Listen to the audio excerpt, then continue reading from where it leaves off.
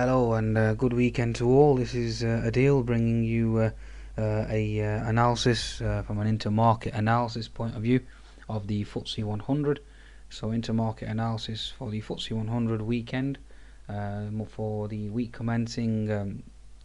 We're on the 22nd today, so we're talking the 24th of March 2013. Okay, so almost a quarter of the year gone, which has gone quite quickly.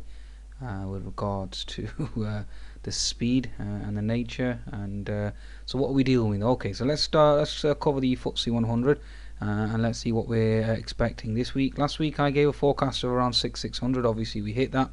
We did exceed that to a certain degree around the 6620 level, 6630 level. Then obviously we reversed quite sharply. So given the Ukraine obviously wild card and the Russian wild card, adding the fact that we had China as well, we had Janet Yellen on tap, we had the BOE on tap. So basically, what was the summary of this week overall? So initially, obviously, we were supposed to go higher, which we did. Okay, obviously, given the fact that Mr. Putin, or should we say Mr. Russia, basically neutralized or took off or diffused attention to a certain degree, not to a large degree, to a certain degree, with regards to drawing a line, or this is the way in which investors interpreted the fact that Mr. Putin was no longer going to go any further than Crimea.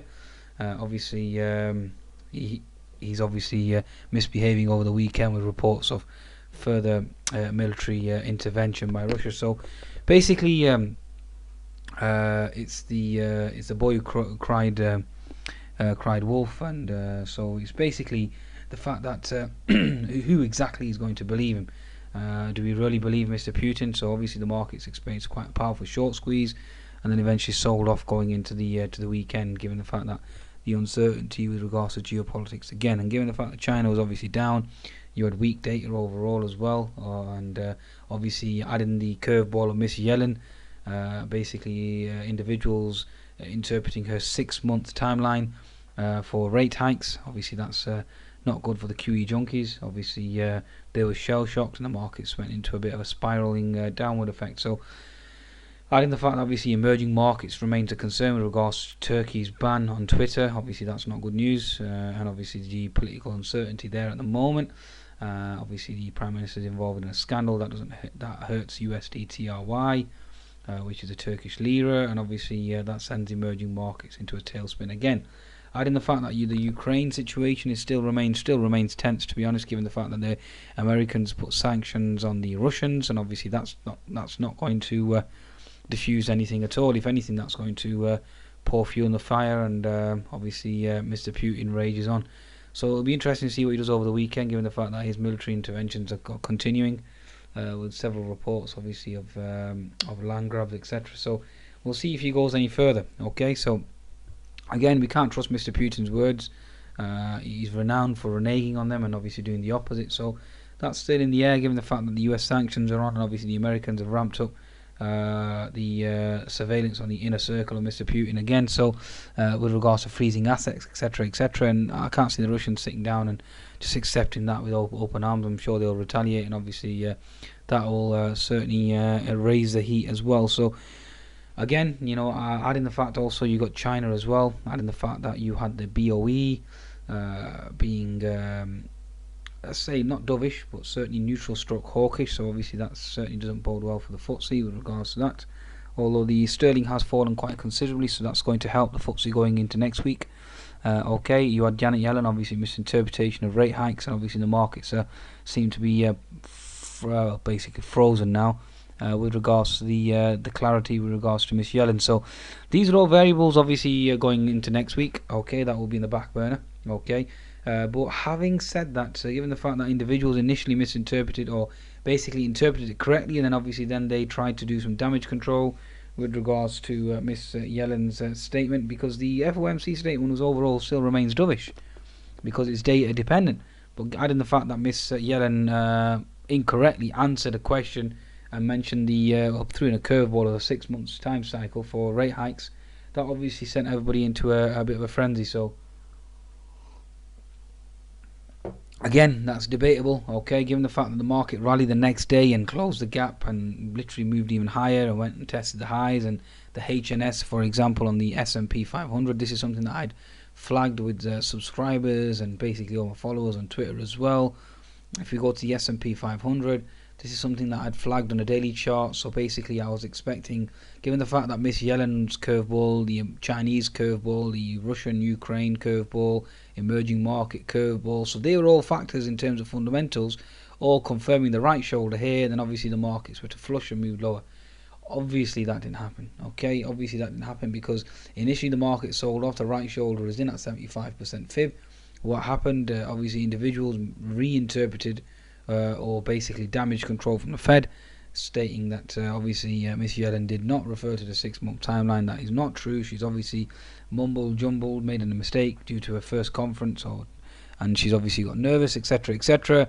So then the markets bid, the individual or traders bid the market right back higher again, even after the Mr. Obama put sanctions on the US. Oh, sorry, the US put sanctions on Russia. A lot of individuals interpreting that as being very tame. Sanctions won't really impact Russia in any way financially, etc., etc. So again, fundamental analysis is always open to multiple interpretation, and it's a very subjective science, so always bear that in mind. It's about reading between the lines. I mean, I certainly got caught in a short squeeze this week with regards to Russia. Mr. Putin, as soon as Mr. Putin released a statement, I went short, and obviously I got stopped out. So that's just part and parcel of the game, folks. You know, on the day, use your interpretation of fundamentals, reading between the lines, breaking through the noise, and trying to interpret what the fundamental news flow actually means. Obviously, I've got an economics degree, so it helps me to a large extent. For the average trader, it can be quite hard, obviously, to decipher and dissect and differentiate between the noise again. So and it's a certain filtering system that we have, and obviously intermarket analysis certainly enhances that filter. I mean, that's why this week I nailed 250 points again. I mean, last week 400 odd points, this week 450 last week, 250 this week, 400 points on the fundamental analysis service, 250 points on the live analysis service. So almost 600 to 700 points this week alone. That's trading. That's day trading, folks. Obviously swing trading as well. But obviously that's day trading. Okay, so that's day trading. So that's how you have a higher degree of success. Yes, do I have bad trades that hit stop losses? I certainly do. I'm not invincible. I'm not infallible like the Pope or the naughty Pope. Okay, so we all make mistakes. We're humans. Okay, we misinterpret data. We misinterpret charts. We obviously intermarket analysis can sometimes throw us off with regards to copper.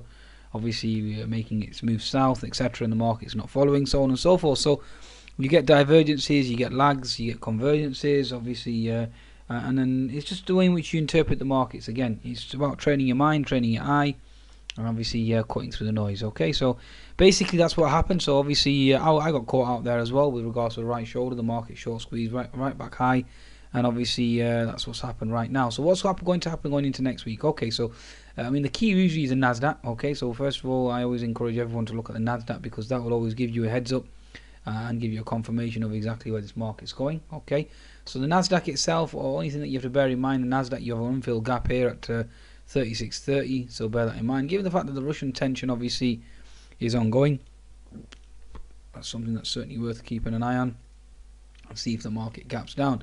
Now with regards to the Nasdaq, the Nasdaq's more obedient with regards to the H&S formation. So given the fact that the Nasdaq's held 75%, okay, then that obviously means the right shoulder's held, and obviously down south we go. Okay, now obviously just bear that in mind, given the fact that the Nasdaq obviously is certainly looking bearish, but the argument against that is the semiconductors. Okay, so if you look at the chart of semiconductors, for example, obviously it's a breakout into new highs. All we are doing is pulling back here, therefore the H&S and the Nasdaq will fail and the markets continue to go higher, given the fact that Yellen's obviously Fed statement has not been interpreted as being hawkish. It's been interpreted as being dovish, even though initially it was dovish, then hawkish, then dovish again. So that's just debate, and that's damage control by the Fed. Okay, they can manipulate the markets any way they want to send out a Fed member to go out and do some damage control. So again, this is just a weekend analysis, folks. Obviously it depends on the fact how Asia reacts, the news flow. I mean, if Mr. Putin starts to misbehave again, obviously geopolitics takes center stage, and the markets will go south. Okay, so obviously this is based on the premise that there's no concerns regarding China. This is based on the premise that there's no concerns out of Russia. Okay, there's no retaliation from Russia. US and Russia obviously remain remain neutral position, okay, and there's no other concerns with regards to any strong, very weak economic data, etc., etc., which obviously is subject to, the markets are always subject to, then yes, we do go higher, okay. I expect the HNS and the Nasdaq to break and the market goes higher, and the semiconductors to lead us higher as well. So that's basically what's happening there. So let's have a look at the FTSE 100 now, given the fact that we've looked at all the fundamentals. Let's try and focus on the daily charts. Okay, so FTSE 100. Okay, so we take our cue obviously from the FTSE 250 and the FTSE 350. Okay, so basically what we're looking at here right now is the market's putting two bottoming tails. We've got this key trend line here, and we've got this horizontal support that's being held. So basically expect 6500 to 6475 to be a solid support level, and that's basically where I'll be going long with regards to subscribers. I'm looking for an upward projected target around 6630 and higher going into next week, subject to obviously the previous fundamental variables I explained. Now let's have a look at the FTSE 250. The FTSE 250 is quite well, basically that's my only bugbear at the moment, the FTSE 250. It's certainly concerning because technically it looks very bearish. So that's basically your wild card, right, going into next week. Now FTSE 250 stabilizes and goes higher, then it's fantastic. If it starts to go south, then obviously it's no longer good. Okay, so that certainly invalidates the FTSE 100 analysis. Okay, so let's have a look at the FTSE 350. Now this is where your key is of stabilization and support. We've got a key trend line that's going on from June, 2012 into 2013, and as you can see, we're back into that level. The 200 MA is held. We've got two bottoming tails now. Potential reversal is on the cards. Okay, so the FTSE 350 is certainly supporting the FTSE 100 argument. The FTSE 250 is probably the only wild card, and again we need to focus on that and exactly see what's happening there. Let's try and go to a smaller time frame. So let's have a look at the FTSE 250 on a 60-minute chart. Okay, so 60-minute chart, again I can't really argue in terms of the bullish argument. Again, I have to go with the bearish argument for now. Okay, so 10-minute chart, again bearish argument. So I can't really justify the FTSE 250. So that's going to be my only wild card going into next week. If the FTSE 250 does not find support, does not go higher, then the FTSE 100 will certainly remain vulnerable and under pressure. Okay, so let's go to our FTSE 100 chart now, and this is where we can go to our smaller time frames, see if we've got any stabilization. Okay, so basically what you have here now is your you've got the likes of the double bottom that's in right now, so 6490, that will be solid support. Okay, so that's basically a very important level, and I expect that to hold, okay, with regards to going into next week. Okay, and basically what we're looking for, early target next week. So early target would obviously, if the market does gap down to here 6530, well, it's already 6520 going into Friday's close. So that's certainly a buying opportunity for me going for first thing Monday. And I'm looking for, obviously you've got a potential support level around here, which is around 65. Well, going into the clash close, it's going to be 6530. So basically the 6500 basically is going to be double bottom or triple bottom, that whatever support that comes into going into Monday. We may even open at 6490 for all we know. So, well, 6500 certainly should hold going into next week, and obviously the market's putting a double bottom now, so therefore it's a potential bias change, and that's exactly what I'll be looking to play going into next week. So the potential pattern that I could see obviously following or coming into play here would be the IHS formation that's forming here. So you've got your left shoulder, and you'd be looking for this is your head, your potential right shoulder that's going in right now, so it could be at 6520, and then bang off we go to the races. So if we have a neckline at 6490, so your head at next 6490, neckline is around the 6590 level, you're looking at a 100-point projected target. So basically you're looking at around 6700. That's the target that I will be having on my live analysis service going into next week. 6700, certainly achievable. Okay, certainly achievable. Okay, so there's nothing really on the 10-minute chart, to be honest with you.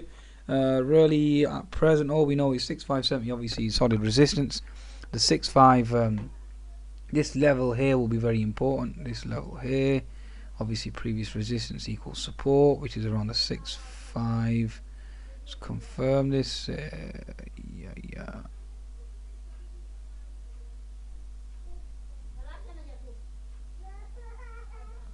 Okay, so this is basically where we're looking at here right now. There you go. Okay, so that's a solid support, 6540, 6538. That's basically what we're looking for. Okay, so obviously a lot of the multiple horizontal supports there, the horizontal support there and there.